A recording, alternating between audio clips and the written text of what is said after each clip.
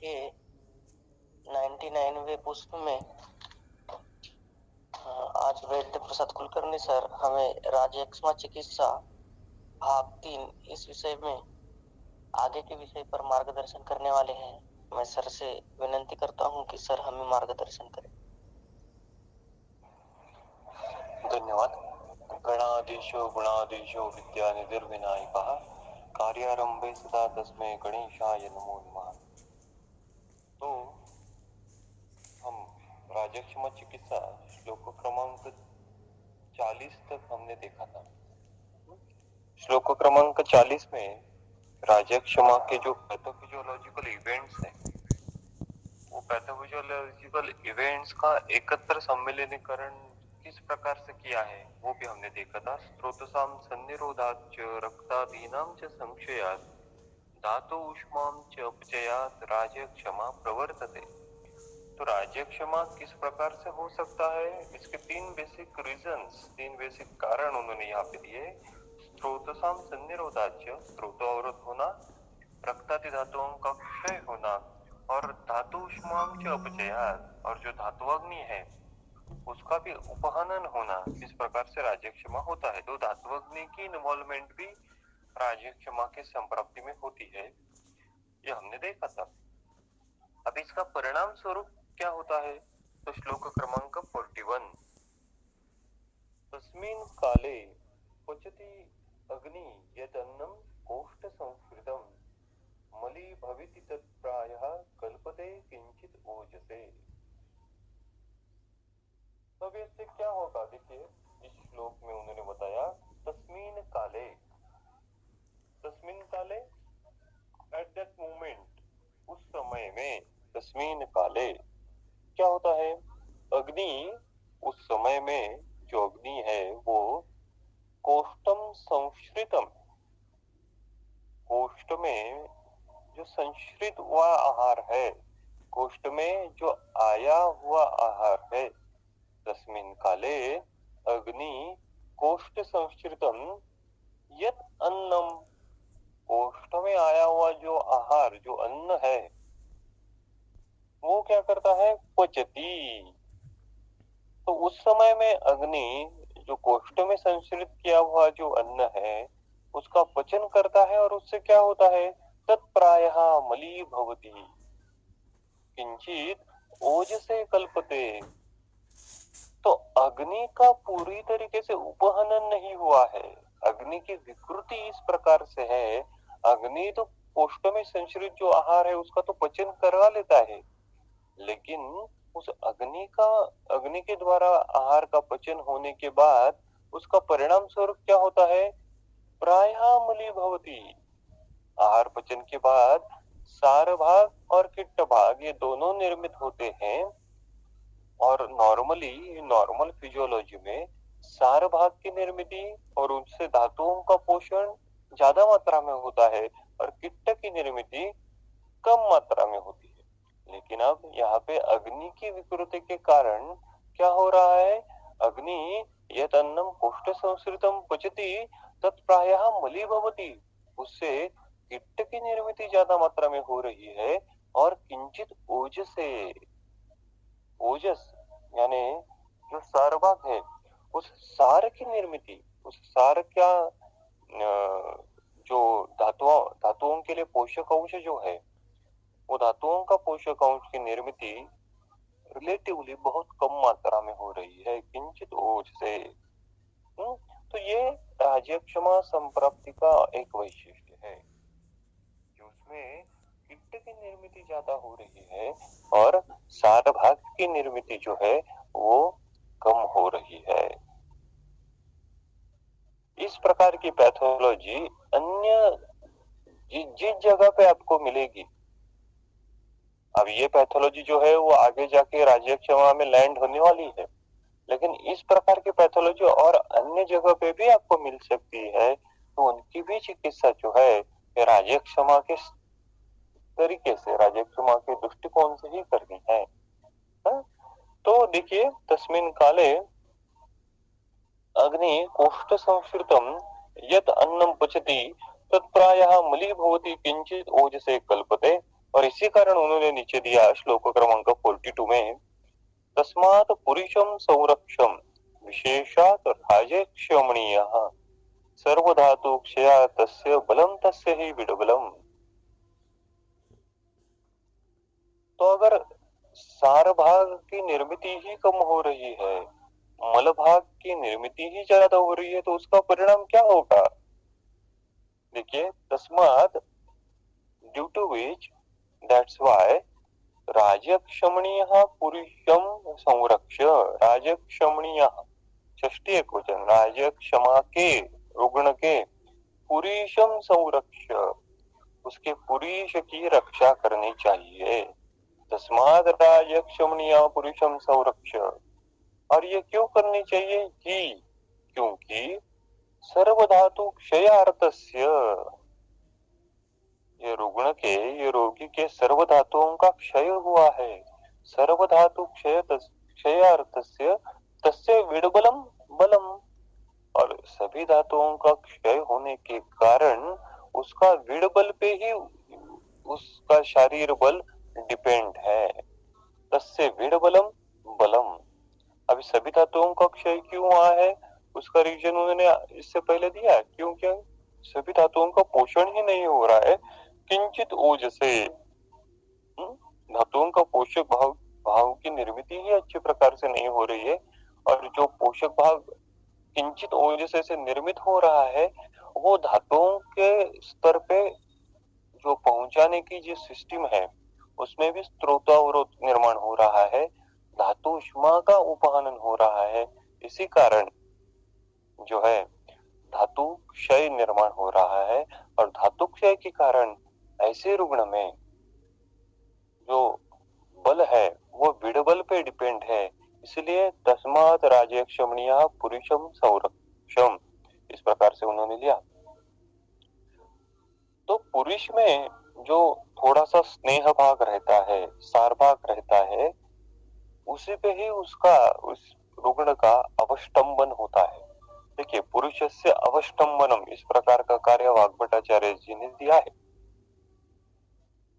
इसलिए जब जब शरीर शोष तीव्र अवस्था में रहता है, अत्यंतिक धातु क्षय की अवस्था है, ऐसी कंडीशन में पुरुष प्रिजर्व करने की प्रवृत्ति शरीर में रहती है।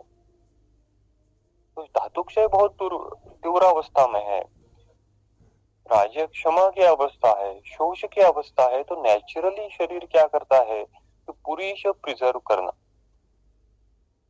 तो रुग्ण आपको कहेगा कि मैं एक दिन के बाद, 2 दिन के बाद मलबेग मुझको निर्माण होता है या होता है, आता है, मुझको डेली मलबेग नहीं आता। तो ये क्या है, ये शरीर अपने आप होम्योस्टेसिस, अपने आप बल का प्रिजर्व करने का प्रयास कर रहा है, इसका ये निदर्शक है। तो ऐसा ही नहीं हर बार सोचना कि अगर चलो इसको मलबेग नहीं आ रहा है ना, तो मैं रोज रात को गंधर्व आरती इसको देता हूँ। वो धातु क्षय की तीव्र अवस्था अगर है, वो शोष की अगर तीव्र अवस्था है, तो ऐसी अवस्था में रुग्ण अपने आप, रुग्ण का शरीर अपने आप ये नेचुरल रिफ्लेक्स तैयार करता है कि अभी उसके विडबल का प्रिजर्वेशन करना चाहिए, क्योंकि धातु क्षय बहुत तीव्र अवस्था में। इसी प्रकार की जो तीव्र धातु क्षय की अवस्था है ना, इसका और एक प्रकार से वर्णन चरक सिद्धिस्थान में मिलता है। ऐसे तीव्र धातु क्षय की अवस्था को उन्होंने सिद्धिस्थान में और एक शब्द प्रयोग यूज किया है, उसको उन्होंने कहा दोष निबद्ध आयुषा। दोष निबद्ध आयुषा, जब तक दोष यानी पुरुष स्वरूप दोष शरीर में है, तब तक उसका आयुष्य है। वो दोष आप निकाल दोगे, उनका निराकरण करोगे, तो रुग्ण का आयुष्य, रुग्ण का बल ह्रास होने लगेगा। इसलिए वहां पे उन्होंने दोष निबद्ध आयुषा ये टर्मिनोलॉजी यूज की। देखिए, चरक सिद्धिस्थान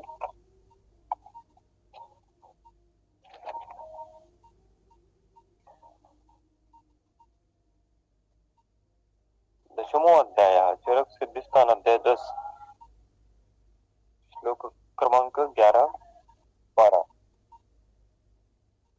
बस वृष्टिन बृहणीया दद्यात् वैदेषु विशोधनेषु मेदस्विनो विशोध्या ये अपि नरः पुष्टमेहार्था। अब नीचे देखिए, न क्षीण क्षत दुर्बल मूर्छित पुरुष शुष्क देहानां युञ्जात् विशोधनीयानां दोष निबद्ध आयुषु येषाम्। तो जो क्षीण क्षत दुर्बल मूर्छित पुरुष है, उनमें क्या करना है? उनमें विशोधन बस्ती नहीं देना है। क्योंकि विशोधन बस्ती क्यों नहीं देना है? तो दोष निबद्ध आयुषु येषु, क्योंकि दोष निबद्ध ही उनका आयुष्य है। अभी इस दोष निबद्ध की टीका देखिए, चक्रपाणी जी ने की है। दोष निबद्ध आयुषु इति दोषे मलादि रूपे देहस्ते निबद्ध आयुषः येषां शोष्य अति दुर्बल प्रवृत्तिनां ते तत्तः।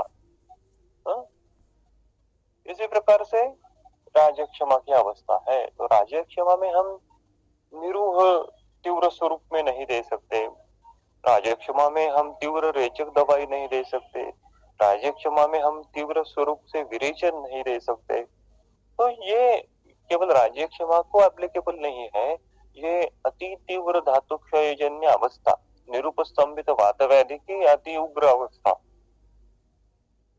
अन्य कोई भी कारण से अगर धातु क्षय उत्पन्न हो रहा है ऐसी अवस्था, तो ऐसी सभी अवस्थाओं में आपको जानना चाहिए कि उसमें आपको रुग्ण के विड़बल का प्रिजर्वेशन करना है। उसमें तीव्र संशोधन, तीव्र संस्तरण, तीव्र मलशोधन इस प्रकार से नहीं आप कर सकते। तो ये राजय क्षमा में नियम आया है, लेकिन उसका एप्लीकेशन हर धातु क्षयजन्य अवस्था में आप कर सकते हो। तस्मात् पुरुष संरक्षम विशेषात राजय क्षमणीयः सर्वधातु क्षयार्थस्य बलम तस्य ही विड़बलम। और नीचे देखिए, अभी उन्होंने जो राजय क्षमा में हमने पिछली बार भी देखा था कि जो रूप है एकादश रूप षड रूप, वो हर एक लक्षण व्याधि स्वरूप है। तो उस लक्षण की संप्राप्ति किस प्रकार से निर्माण होती है उसका उन्होंने अभी विवेचन करना शुरू कर दिया है। इस प्रकार का विवेचन अन्य व्याधियों में नहीं मिलता। ज्वर में संताप हो या ज्वर में अन्य प्रकार के लक्षण हो, उनका निर्मिति क्यों होती है, किस प्रकार से होती है, उनकी पैथोफिजियोलॉजी क्या है, इसका वर्णन वहां पे नहीं मिलता, केवल लक्षणों की एनलिस्टिंग है। लेकिन राजय क्षमा में उन लक्षणों की निर्मिति क्यों होती है इसका विवेचन भी मिलता है। इसलिए राजय क्षमा जानना ज्यादा इंपॉर्टेंट है। देखिए वो क्या कहते हैं, अभिकाश राजय क्षमा में क्यों निर्माण होता है उसका विवेचन उन्होंने श्लोक क्रमांक 43 में किया। क्या लिखते हैं वो, रसः स्त्रोतसु रुद्धेषु स्वस्थानस्थो विधीयते सौर्ध्वं कासवेगेन बहुरूपः प्रवर्तते। क्या लिखा उन्होंने, स्त्रोतसु रुद्धेषु, स्त्रोतसु रुद्धेषु। स्त्रोतसु रुद्धेषु यानी क्या, स्त्रोतसों का अवरोध होने के कारण स्त्रोतसु रुद्धेषु क्या होता है, स्वस्थानस्थः रसः विवर्धते, स्वस्थानस्थ रस विवर्धते, सॉरी विधीयते। अभी विधेयते के ऊपर 2 ऐसा आंकड़ा लिखा है, वो पाठभेद निर्देशित करता है। तो पाठभेद देखिए नीचे लिखा है विवर्धते, तो ये विधेयते की जगह पे विवर्धते भी आप लिख सकते हैं। अगर 2 भिन्न भिन्न शब्द लिए तो 2 भिन्न भिन्न प्रकार की पैथोलॉजी आपके सामने रहेगी। देखिए किस प्रकार से, तो स्त्रोतसु रुद्धेषु स्वस्थानस्थः रसः विधीयते, तो क्या हो रहा है कि स्त्रोतसों का अवरोध हो रहा है। तो स्त्रोतसों का अवरोध होने के कारण क्या होगा, सबसे पहले उदीर्यते भ्रुशतरम मार्गरोधात् वह जलम यथा तथा अनिलस्य। तो हमने जो श्वास चिकित्सा में श्लोक देखा था, तो उस श्लोक के अनुसार यहाँ पे रस धातु जो है, उस रस धातु का अवरोध हो गया, तो वो रस धातु फिर उदावर्तित हो गया, रस धातु फिर वो अपने मार्ग से विमार्गगमित हो गया, और वो स्वस्थानस्थ विधीयते, स्वस्थानस्थ स्वस्थानस्थ का अर्थ क्या है? तो स्वस्थान यानी हृदय, तो रस का स्वस्थान यानी हृदय। तो ये कास की संप्राप्ति में उन्होंने हृदय की इन्वॉल्वमेंट लिखी है। जो राज्य क्षमा में कास होता है उसमें हृदय की इन्वॉल्वमेंट है। स्वस्थानस्थः विधीयते। अभी नीचे उन्होंने लिखा स ऊर्ध्वं कास वेगेन बहुरूपाः प्रवर्तते। स यानी कौन सा? वो विधेयमान हुआ जो रस धातु है वो कास वेगेन बहुरूपाः ऊर्ध्वं प्रवर्तते। वो जो विधेयमान रस धातु कास वेगेन, वो कास स्वरूप से बहुरूपाः, it shows a variety of symptoms or it shows variety of fluctuation in its appearance. So बहुरूपः ऊर्ध्वम प्रवर्तते, ऊर्ध्व दिशा से वो बाहर पड़ता है। तो राज्य क्षमा में जो कास होता है वो कास केवल कफ का नहीं रहता, वो क्या है? वो विधेयमान रस धातु है। और वो हर एक रुग्ण में, सभी रुग्ण में सामान्य स्वरूप से एक ही प्रकार का होगा क्या? नहीं नहीं, बहुरूपाः प्रवर्तते, वेरिएशन होंगे उसमें। किसमें? उस विधेयमान रस धातु में। अब ये विधेयमान हुआ रस धातु ऊर्ध्वम प्रवर्तते क्यों हुआ? क्योंकि स्रोतसु ऊर्ध्वेषु, स्रोतसों में अवरोध हो गया, इसलिए वो रस धातु जो है वो अपने स्वस्थानस्थ यानी हृदय में आ गया, और हृदय में आने के बाद उसका विदाह हो गया। अब ये रस का विदाह होना यानी क्या है? विधेयते शब्द अगर हम लेते हैं तो स्वस्थानस्थ हृदय, स्वस्थानस्थ रसः विधेयते, हृदय में उस रस का विदाह होता है। यानी किस प्रकार की पैथोलॉजी होती होगी? जिस प्रकार से अन्न का विदाह होता है उसी प्रकार से रस का ही विदाह होता है। अन्न का विदाह होना यानी अन्न का जो द्वितीय अवस्था भाग है, उस द्वितीय अवस्था भाग में वो अन्न ज्यादा देर तक वहां पे ही पड़ा रहना, so it not get properly digested. Something same thing happens here. Because of the excessive strotorod, this rasa is not allowed to go into the further dhatu like rakta, mauns, etc. So the further transformation of rasa dhatu is hampered and it is retained by the swasthana, that is hrudaya, and by excess of agni, by excess ushnata, it becomes vidagdha. So this is रस विदाह। तो अभी यहाँ पे चिंतन करना है, जिस प्रकार से रस विदाह का वर्णन है उसी प्रकार से रक्त विदाह हो सकता है क्या? उसी प्रकार से मांस विदाह हो सकता है क्या? उसी प्रकार से मज्जा विदाह हो सकता है क्या? विदग्ध अवस्था कैन ट्रांसफॉर्म द धातुस, can cause a pathophysiological changes in each धातु। तो यहाँ पे हमको रस विदाह का शास्त्र में वर्णन मिलता है, रक्त विदाह का वर्णन हमको मिलेगा। अगर रक्त का विदाह होता है तो विद्रदी की निर्मित होती है, तो रक्त का भी विदग्धीकरण, रक्त का भी विदाह हमको मिलता है। लेकिन मांस का विदाह होना, मेद का विदाह होना, या फिर मज्जा का विदाह होना, इनका वर्णन डायरेक्टली शास्त्र में नहीं मिलता। तो इसी के ऊपर वैद्य ने चिंतन करना चाहिए कि मांस का विदाह किस प्रकार से होगा, कौन से हेतुओं के कारण मांस का विदाह हो सकता है, और अगर मांस का विदाह होगा तो उसके स्वरूप क्या होगा। मेद का विदाह होना बेसिकली ज्यादा प्राय स्वरूप में नहीं देखा जाएगा, क्योंकि मेद स्निग्धतर धातु है, उसका अगर विदाह होना है तो ज्यादा हेतु सेवन, ज्यादा उष्ण तीक्ष्ण हेतु सेवन, ज्यादा पित्त प्रकोप चाहिए। तो लेकिन इन सभी चीजों का ध्यान, इन सभी चीजों का चिंतन वैद्य ने करना चाहिए। अभी यहाँ पे रस का विदाह का वर्णन है, स्वस्थानस्था विधेयते, और ये विदग्ध हुआ रस धातु अभी क्या होता है?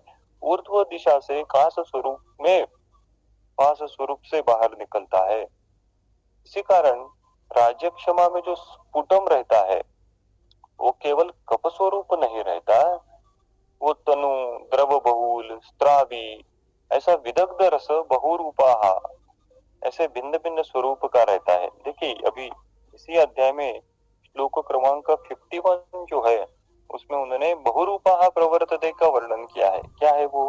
पिच्छिलम, बहलम, मिश्रम, हरितम, श्वेत पीतकम, कासमानो रसम यक्ष्मी निष्ठीवती कफानुगम। ये जो श्लोक है वो हमको कासः रसः ऊर्ध्व वेगेन बहुरूपः प्रवर्तते का निर्देशित करता है। ये बहुरूपा किस प्रकार का है? वो पिच्छिल है, वो बहल है, वो विस्त्र है, विस्त्रगंधी है, हरित श्वेत पीत वर्ण का है। तो इसी प्रकार के वो रस का विदाह होने के कारण उस स्फुटम में, उस कास में वेरिएशन आ जाता है। अभी नीचे देखिए श्लोक क्रमांक 44 में उन्होंने लिखा, जायन्ते व्याधया शता षड एकादश वा पुनः येषां संघात योगेन राजक्षमे इति कथ्यते। देखिए इन्होंने भी यहाँ पे क्या लिखा? जायन्ते व्याधया, यहाँ पे भी व्याधि ऐसा शब्द लिखा है, लिंग ऐसा शब्द नहीं। फिर से हम कह रहे हैं, इसलिए हम षड एकादश रूप राजक्षमा ऐसा अगर हम कह रहे हैं, फिर भी एक्चुअली ये एकादश व्याधियां है, एक्चुअली ये 6 व्याधियां है। और उन 6 व्याधियों के समूह को, उन एकादश व्याधियों के समूह को हम एकादश राज्यक्षमा कहते हैं। That's why there is a word व्याधि संघातः।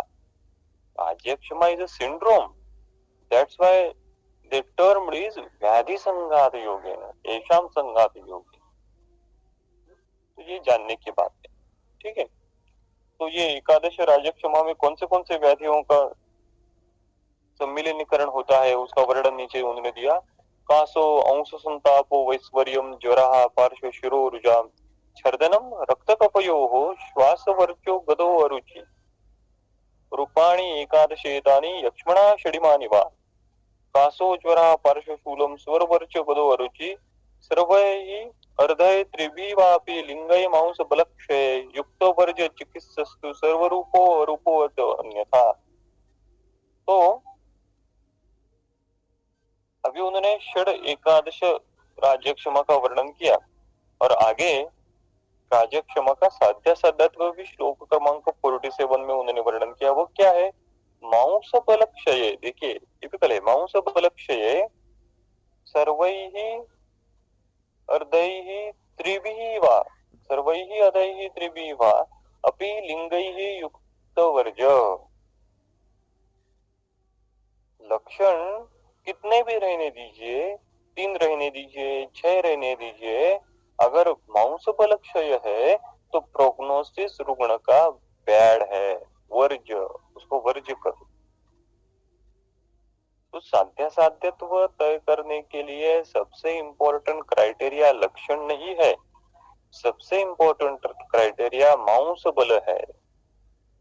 और ये जो नियम राज्यक्षमा में आया है वो हर जगह पे एप्लीकेबल है।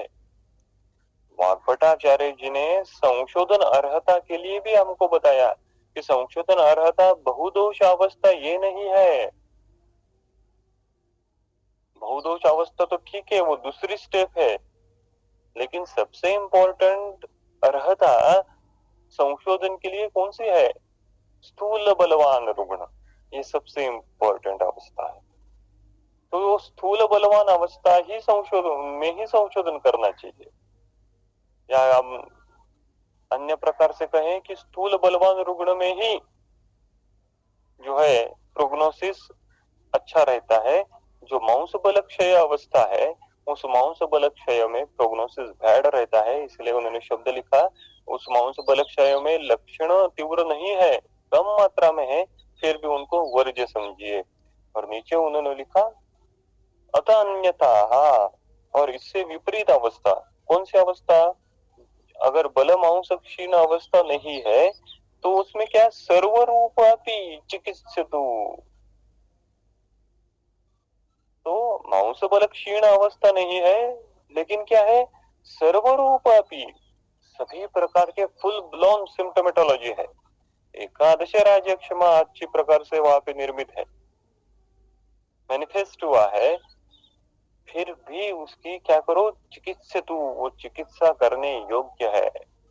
तो देखिए किस प्रकार से सिम्टम देख के वैद्य ने डरना नहीं है, और एक कितने विभिन्न प्रकार के सिम्टम है, अब मैं क्या करूं। सबसे इंपॉर्टेंट टूल, सबसे इंपॉर्टेंट राइडर उन्होंने हमको दिया है, वो क्या है, मांस बल क्षय, मांस बल, मांस बल।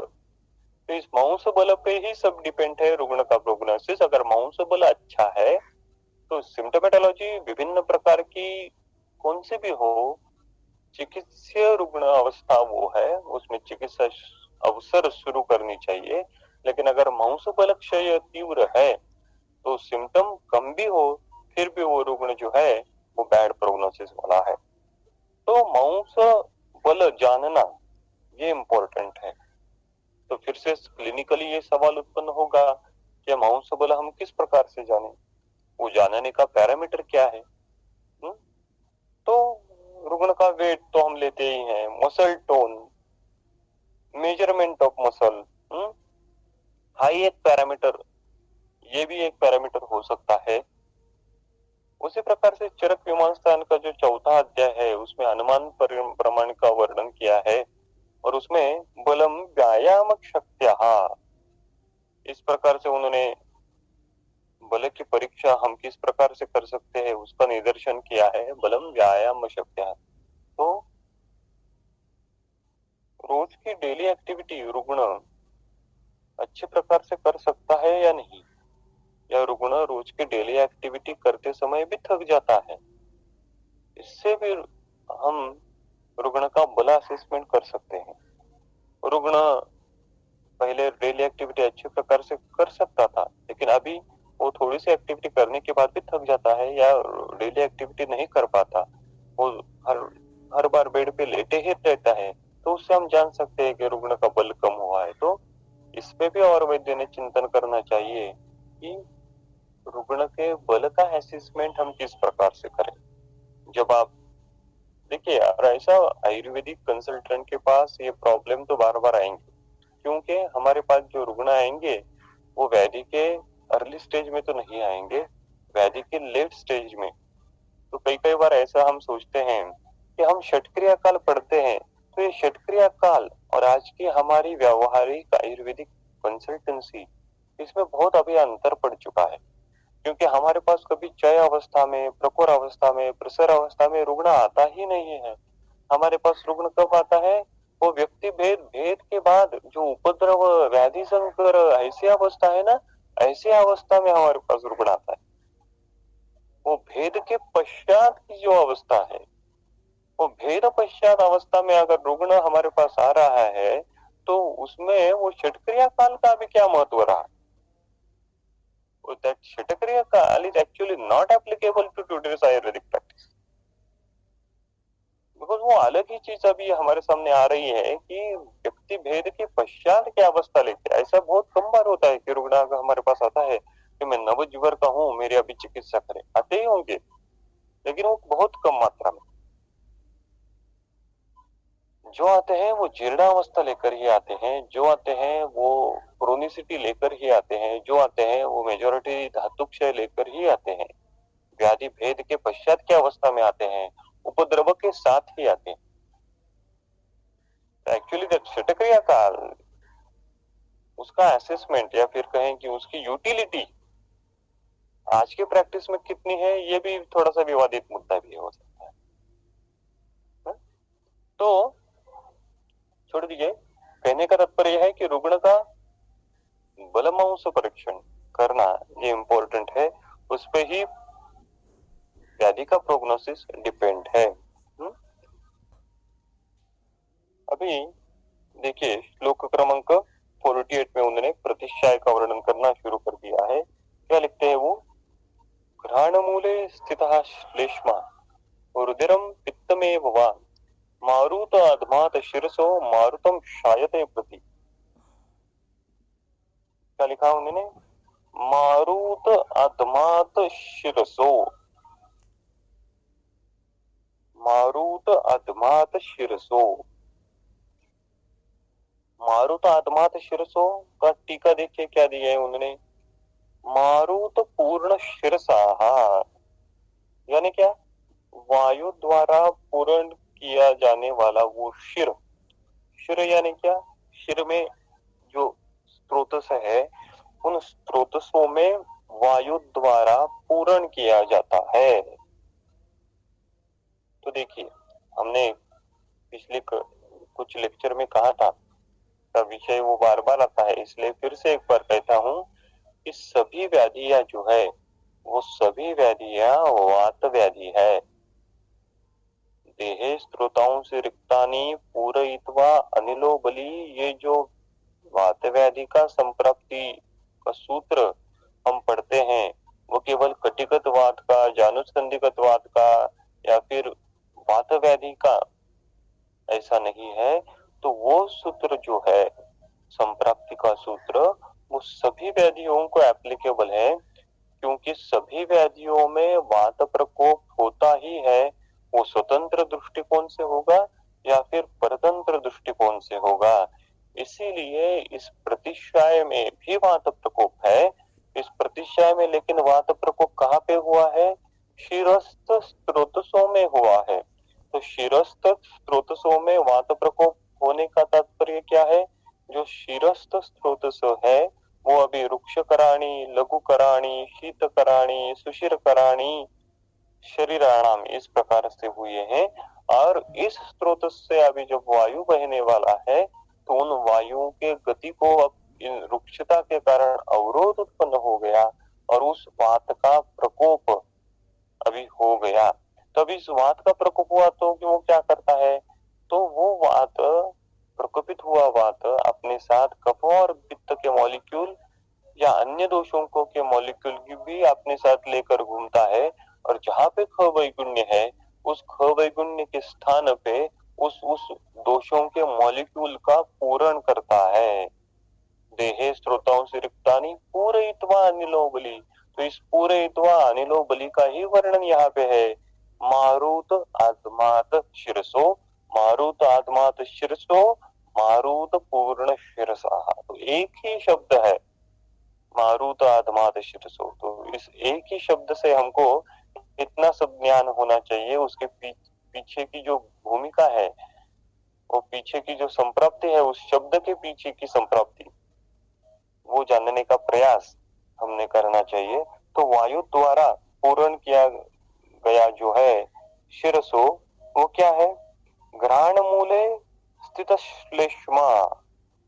घ्राण मूल यानी नासा मूल, तो नासा मूल में जो स्थित श्लेष्मा है वो रुधिरम पित्तमेव वहां, श्लेष्मा या फिर रुधिर या फिर पित्त मारुतम प्रति शायते। देखिए अब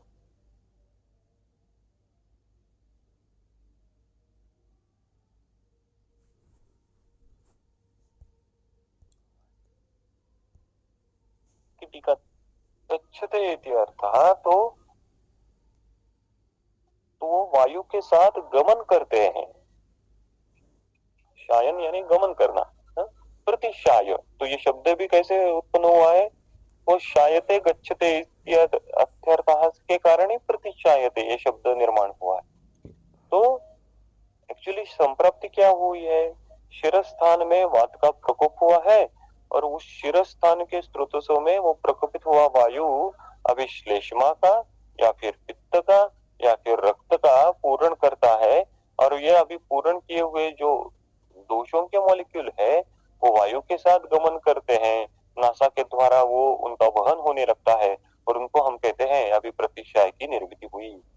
तो सबसे पहले ये जानने की बात है कि प्रतिशाय में शिरस्थान ये वायु द्वारा पूरित होता है। तो प्रतिशाय ये शिरस्थ संप्राप्ति है। आधुनिक दृष्टिकोण से ये रेस्पिरेटरी ट्रैक का व्याधि होगा, लेकिन आयुर्वेदीय दृष्टिकोण से ये शिरस्थ संप्राप्ति है। इसका और एक बार वर्णन उन्होंने चरक चिकित्सा स्थान के 26 जो अध्याय है उसमें क्या है देखिए, चरक चिकित्सा अध्याय 26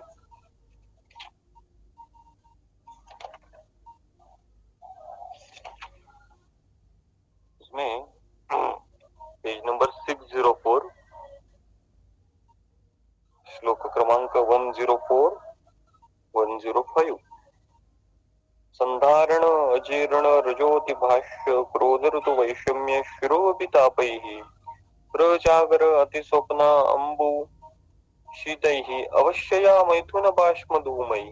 क्या किया उन्होंने अभी इन हितों के कारण, सस्त्यान्न दोषे शिरसि प्रवृद्धो वायु प्रतिशाय मुदिरेतु।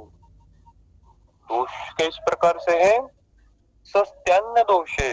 अब सस्त्यान्न दोषे की टीका देखिए, चक्रपाणी जी ने नीचे से जो चौथी लाइन है उसमें की है, सस्त्यान्न दोषे थी घनीभूत दोष है, घनीभूत हुए दोष है, उनकी अवस्था घनीभूत प्रकार की है। वो शिर से प्रवृद्ध हो और शिर प्रदेश में प्रवृद्ध हो गए और इससे वायु प्रतिशाय मुदिरेत, और इससे प्रतिशाय की निर्मित हुई। तो दोष प्रवृद्ध होना, व्याधि की पैथोलॉजी शिर प्रदेश में होना, यह प्रतिशाय की बेसिक पैथोफिजियोलॉजिकल इवेंट है, इसलिए हम उसमें प्रथमन्नस्य देते हैं, धूमपान करते हैं। क्यों करते हैं, तो शिर प्रदेश में जो स्त्रोतावरोध है, शिर प्रदेश में जो कफ का आवरण निर्माण हुआ है, वो दूर करने के लिए हम प्रथमन्नस्य देते हैं, या फिर धूमपान करते हैं, या फिर ऐसी दवाइयों का प्रयोग करते हैं कि जो श्लेष्म स्थान में जाके वो जो श्लेष्मा के द्वारा अवरुद्ध मार्ग है उसका हरण करे। तो घ्राण मूले स्थित श्लेष्मा रुधिरम पित्तमेव वा मारुत आत्मात शीर्षो मारुतम शायते प्रति। नीचे उन्होंने वर्णन किया, प्रतिशाय ततो घोरो जायते देह कर्षणः तस्य रूपम शिरशूलम गौरवम घ्राण विप्लवः ज्वरः कासः कपोत्क्लेशः स्वरभेदो अरुचि क्लमः इंद्रियाणाम असामर्थ्यम यक्ष्मा च अतः प्रजायते। तो देखिए वो क्या कहते हैं, ततः घोरः देह कर्षणः प्रतिशायः जायते। देखिए ततः घोरः, घोरः यानी दारुणः, सीवियर, घोरः इस प्रकार का एडजेक्टिव प्रतिशाय के लिए उन्होंने यूज किया है। ततः घोरः देह कर्षणः, वो प्रतिशाय देह कर्षण करने वाला है। हम प्रतिशाय को बहुत ही कैजुअली लेते हैं, लेकिन यहाँ पे देखिए एडजेक्टिव किस प्रकार की यूज किए हैं, घोरः देह कर्षणः प्रतिशायः जायते। तो यहाँ पे देह कर्षण ये जो एडजेक्टिव यूज किया है, विशेषण यूज किया है, वो इम्पोर्टेंट है, क्योंकि इस प्रतिशाय में जो वात प्रकोप हुआ है वो वात प्रकोप स्वतंत्र है। तो इसी कारण इसमें जो देह कर्षण होगा वो वात प्रकोप के कारण उत्पन्न होगा, और इसी के कारण तस्य रूपम, उसमें रूप कौन से निर्माण होंगे, शिर शूल गौरवम घ्राण विप्लवाः, घ्राण विप्लवाः उसकी टीका देखिए, घ्राण विप्लवाः गंध घ्राणादि और रूपाः। तो लॉस ऑफ ऑल्फैक्टरी फंक्शन, इस प्रकार से अभी जो कोविड वैक्सीन या फिर कोविड वायरस की बात चल रही थी, तो उसमें एक लक्षण किस प्रकार से है कि ऑल्फैक्टरी सेंसेशन लॉस हो जाता है। ऑल्फैक्टरी सेंसेशन लॉस होना ये क्या है, घ्राण विप्लवाः। तो घ्राण विप्लव ही है। ज्वरः कासः कपोत्क्लेश स्वरभेद अरुचि क्लमः इंद्रियाणाम असामर्थ्यम च तस्य रूपम अतः यक्ष्मा प्रजायते। तो इन रूपों के साथ फिर यक्ष्मा की निर्मिति होती है। तो आगे हमने देखा था कि वो बहुरूपः रसः ऊर्ध्वदिशेन किस प्रकार से प्रवर्तमान होता है, उसका वर्णन श्लोक क्रमांक 51 में किया है। पिच्छिलम बहलम विश्रम, बहलम यानी थिक, विश्रम हरितम श्वेतम पीतकम कफानुगम रसम निष्ठीवती। तो कफानुग रस रहता है, वो केवल कफ नहीं रहता, वो कफ के साथ साथ विधेयमान होने वाला जो रस है, वो विधेयमान होने वाला रस भी उसके साथ रहता है। अभी आगे देखिए श्लोक क्रमांक 52 में त्रिरूप राज्य क्षमा का वर्णन उन्होंने किया है। अंश पार्श्वपितापश्य संतापः करपादयोः ज्वरः सर्वांगशेति लक्षणम राजक्षमा। तो त्रिरूप राजक्षमा में लक्षण किस प्रकार से है? अंश पार्श्वपिताप करपादयोः संताप और सर्वांग ज्वर, इस प्रकार के लक्षण हमको मिलते हैं।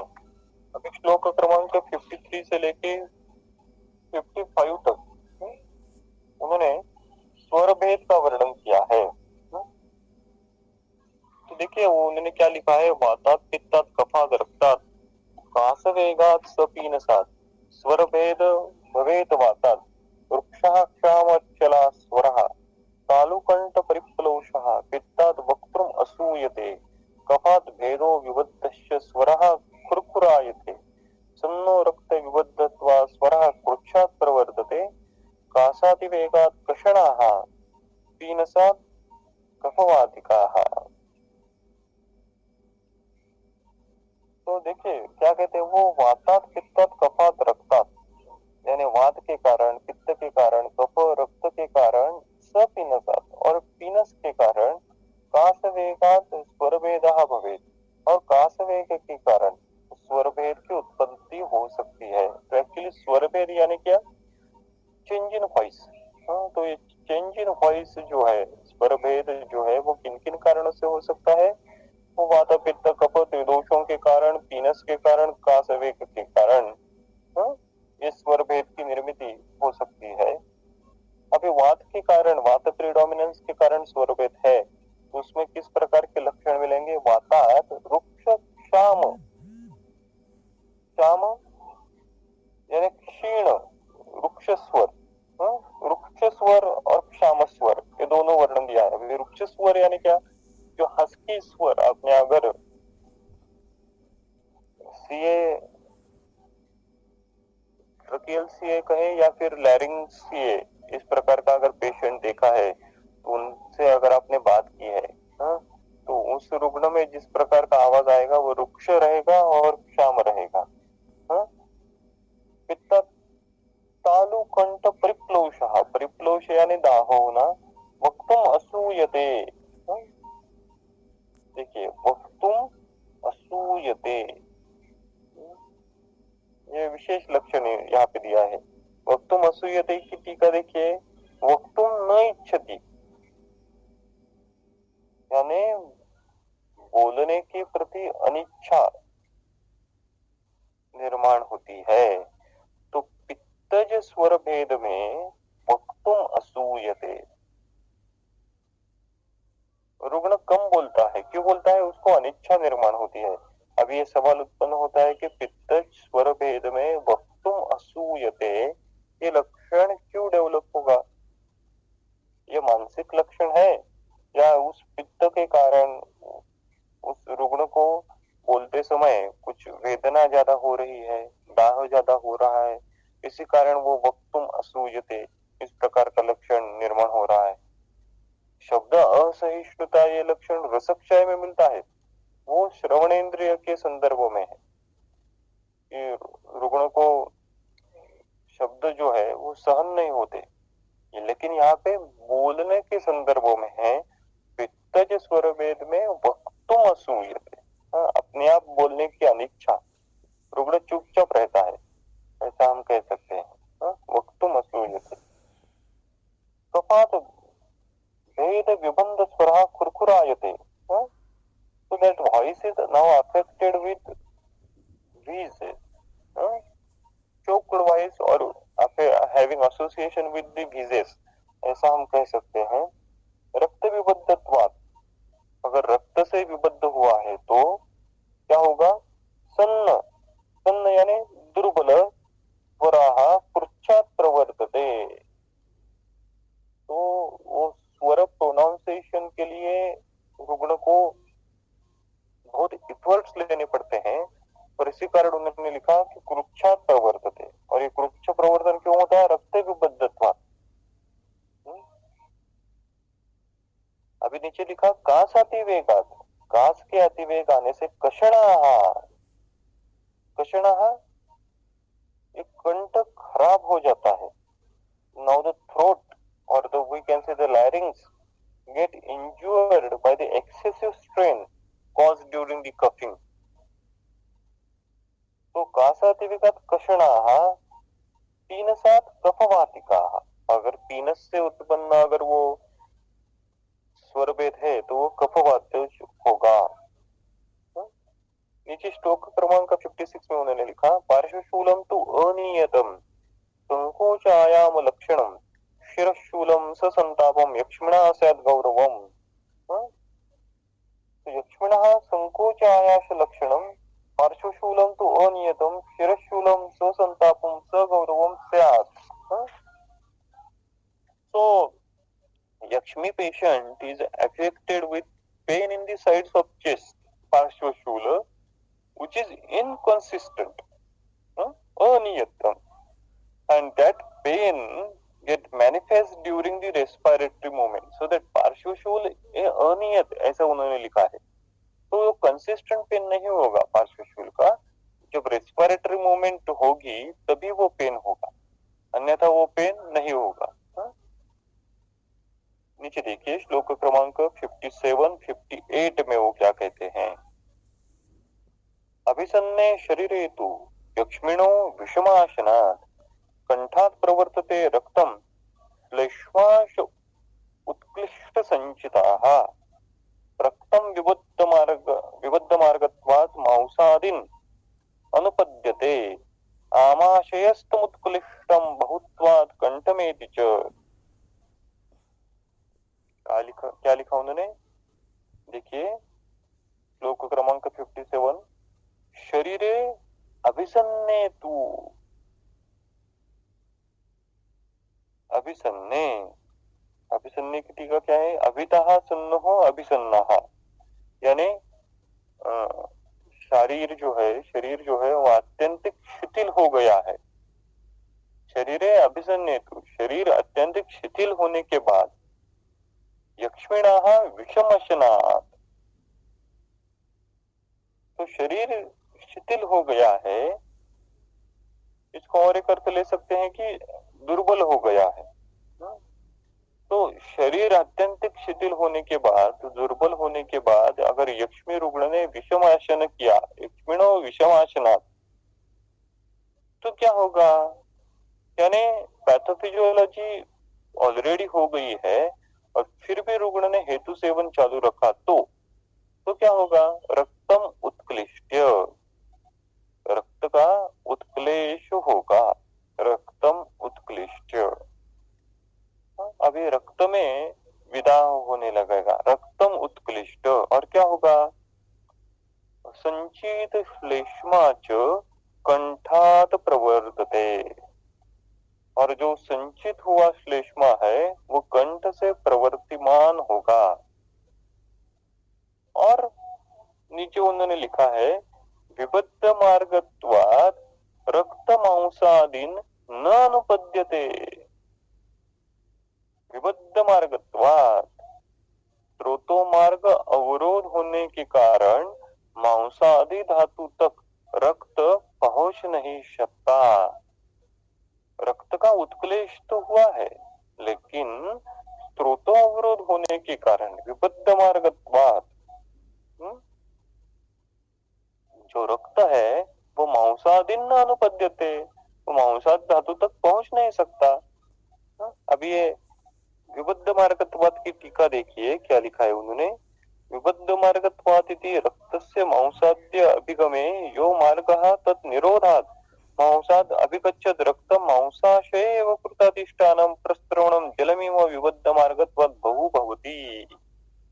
क्या होता है देखिए, समझने की कोशिश करते हैं कि रक्त का उत्क्लेश हो गया है और लेकिन विबद्ध मार्ग होने के कारण वो जो रक्त धातु है वो उत्तर धातु तक नहीं पहुंच पाता. और इससे क्या होगा, आमाशयस्थम, वो रक्त जो है वो आमाशय में स्थित होकर बहुत्वात्, बहुत्वात् यानी वो रक्त की अभी क्वांटिटेटिवली वृद्धि हो गई है. वो क्वांटिटेटिवली वो अभी बहुत मात्रा में बढ़ गया है। उत्क्लिष्टम च, रक्त का उत्क्लेश पहली बार क्यों हुआ? रक्त का उत्क्लेश पहली बार उस राजयक्षमान ने विषमाशन का सेवन करने के बाद हुआ। रक्त का उत्क्लेश हुआ, लेकिन वो रक्त अन्य अन्य धातुओं तक क्यों नहीं पहुंच पाया? विबद्ध मार्गत्वात्, रोधोवरोध होने के कारण। तो अब ये रक्त क्या होगा? वो रक्त आमाशय में यानी कोष्ठ में सम्मिलित है, संचित है। अब ये आमाशय में ज्यादा मात्रा में बढ़ा हुआ रक्त है, उसका उत्क्लिष्टम वो बढ़ के क्या होता है? कंठम एति, एति निकलना, कंठ से वो रक्त बाहर निकलता है। और इसी कारण राजक्षमा में कई कई बार रक्त प्रवर्तन भी हो सकता है ऊर्ध्व दिशा से। उसको हम हिमोप्टासिस भी कह सकते हैं, या फिर ज्यादा रक्त का उत्क्लेश हुआ तो हिमेटेमेसिस भी कह सकते हैं। तो हमारे पास राजक्षमा के संप्राप्ति के बिना भी हिमोप्टासिस और हिमेटेमेसिस के रुग्ण आते होंगे, तो उनका अध्ययन हम रक्तपित्त संप्राप्ति के अनुसार ही करते हैं। लेकिन उनमें इस प्रकार की स्पेसिफिक ऊर्ध्वक रक्तपित्त की अवस्था क्यों निर्माण होती है, उसका विवेचन हमको इस चरक चिकित्सा स्थान के 8वें अध्याय के इस 56-57 नंबर श्लोक से मिलता है। ये ऊर्ध्वक रक्तपित्त ही है। रक्त उत्क्लिष्टम आमाशयस्थम ऊर्ध्वम एति कंठम एति, ये ऊर्ध्वक रक्तपित्त ही है। उसकी चिकित्सा हम नहीं कर सकते क्योंकि धातु क्षय हुआ है। उसमें हम विरेचन नहीं दे सकते। तो ये थोड़ा टीडियस जॉब हो गया है। ऊर्ध्वक रक्तपित्त मैनिफेस्ट हो गया, लेकिन हम विरेचन नहीं दे सकते ऐसी अवस्था, या फिर तीव्र विरेचन नहीं दे सकते, इस प्रकार से कहें तो आमाशय में रक्त धातु क्वांटिटेटिवली बढ़ने के कारण वो ऊर्ध्व में थी। अभी वो ऊर्ध्व दिशा से क्यों बाहर पड़ेगा? क्योंकि जो अन्य स्रोत है उस अन्य स्रोत में उसका अवरोध हुआ है। मांसादि धातु तक जो पोषण लेके जाने वाला रस और रक्त है, तो वो रस रक्त जब मांसादि धातु तक पहुंचता है तो उस संवहन से मांसादि धातु में जो प्रवेशित होने वाला जो मार्ग है, उस मार्ग में अब अवरोध उत्पन्न हुआ है। और हमने जैसा पहले कहा था कि उदीर्यते वृषतरम मार्ग रोधात वह जलम, इस न्याय से वो रक्त जो है उसका फिर से मार्ग बदल जाता है और वो संवहन की जो ओरिजिनल साइट है यानी आमाशय, उस जगह पे वो आता है। तो ये जो विबद्ध मार्गत्व है वो यक्षमा का मूल कारण है। हमने देखा था कि रस धातु ये भी विवार्ग गमित होके, प्रतिलोमित होके स्वस्थान में यानी हृदय में लाया जाता है और उसकी विकृतितः वृद्धि होती है और वो कांस रूप से बाहर निकलता है। ये जो रस के साथ होता है वही अभी रक्त के साथ भी होता है।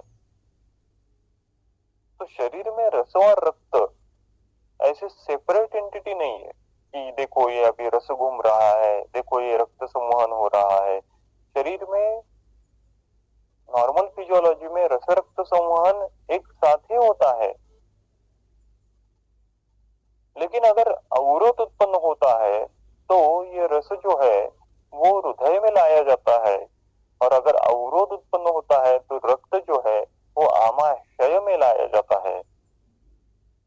तो यहाँ पे सवाल उत्पन्न हो सकता है कि रस रक्त संवहन अगर शरीर में एक साथ होता है तो अवरोध उत्पन्न होता है, तब ये रस धातु हृदय में क्यों लाया जाता है और रक्त धातु आमाशय में क्यों लाया जाता है? इसका एक जस्टिफिकेशन आप दे सकते हो कि हृदय जो है वो रस का मूल स्थान है, रस का, इसलिए वो आपने हृदय में ला लिया, लेकिन रक्त का तो मूल स्थान आमाशय नहीं है, तो वो आमाशय में क्यों लाया जाता है? या फिर हम ऐसा कहें कि वाग भट्टाचार्य के मतानुसार आमाशय में रंजक पित्त रहता है, वो रक्त निर्मित का आधार है, इसलिए वो आमाशय में लाया जाता है क्या? या फिर अन्य कोई हाइपोथेसिस। लेकिन जो हिमोप्टासिस की या फिर हिमेटेमेसिस की जो पैथोलॉजी है उसका कारण आमाशयस्थ उत्कृष्ट रक्त ये ही है। तो ये हमको ध्यान में रखना है।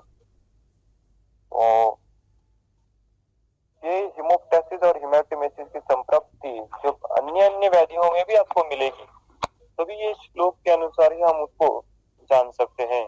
आगे का एक 59 नंबर श्लोक अब देखेंगे और वहीं पे हम रुकते हैं अभी। वातश्लेष्मो विबद्धत्वात् उरसः श्वासं वृक्षति दोषैः उपहते च अग्नौ सपिच्छम् अतिसार्यते। देखिए उन्होंने क्या कहा, उरसः वातश्लेष्म विबद्धत्वात् श्वासं वृक्षति। तो श्वास क्यों निर्माण होता है राजक समा में? तो वातश्लेष्म विबंध निर्माण हुआ है कहाँ पे? उरसः, उर प्रदेश में। तो श्वासम रुच्छति, रुच्छति प्राप्त होना, श्वास यानी क्या? आज की परिभाषा में डिस्निया। तो रुग्ण डिस्निक क्यों हो जाता है? क्योंकि उसके उर प्रदेश में वातश्लेष्म अवरोध निर्माण हुआ है, इसलिए वो रुग्ण डिस्निक हो जाता है। और आगे उन्होंने अतिसार का वर्णन किया, अग्नो दोषो उपहते च सपिच्छम अतिसार्यते। तो दोषों के द्वारा अग्नि का उपहनन होने के कारण सपिच्छम अतिसार्यते, इस प्रकार की भी अवस्था निर्माण हो सकती है। तो शरीर तो नेचुरली प्रयत्न करेगा कि बलम तस्यम ही विडबलम, पुरुष की रक्षा करे, लेकिन दोषों के द्वारा उसका अभिहनन अगर ज्यादा मात्रा में हुआ है तो सपिच्छम अतिसार्यते, इस प्रकार की भी अवस्था निर्माण होती है। अगर इस प्रकार की अवस्था क्षयी रुग्ण को उत्पन्न हुई है तो वो ज्यादा घातक है, वो ज्यादा सीवियर है, क्योंकि पहले से ही क्षय है, पहले से ही शोष है। अगर वो ऐसे रुग्ण अगर सपिच्छ अतिसार्यते इस प्रकार की अवस्था लेके आपके पास आएगा तो वो ज्यादा सीवियर अवस्था होगी।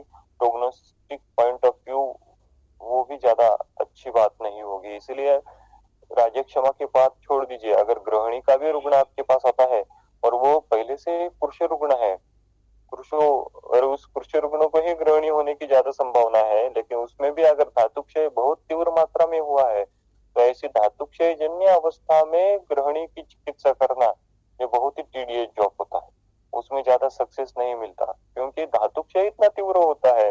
वो वात प्रकोप की चिकित्सा आप करेंगे तो फिर से अग्निमांद्य होने की संभावना है। उस अग्निमांद्य के लिए आप अगर उष्ण तीक्ष्ण दवाई का प्रयोग करेंगे, लंघन का ज्यादा प्रयोग करेंगे तो उससे वो धातु क्षय और बढ़ने की संभावना है। तो ये थोड़ा सा बहुत ही क्लिष्ट स्वरूप उत्पन्न होता है। आपने भी गृहिणी के पेशेंट देखे होंगे, तो इस गृहिणी में जब धातु क्षय तीव्र अवस्था में है, वात प्रकोप भी है और अग्निमांद्य भी है, अग्नि उपहनन भी है, तो इस अवस्था की चिकित्सा करना, उसमें सपिच्छम अतिसार्यते की चिकित्सा करना ये थोड़ा क्लिष्ट कार्य होता है। तो आज हम यहीं पे ही रुकते हैं, इसके आगे का जो विवेचन है वो अगली बार देखेंगे। धन्यवाद।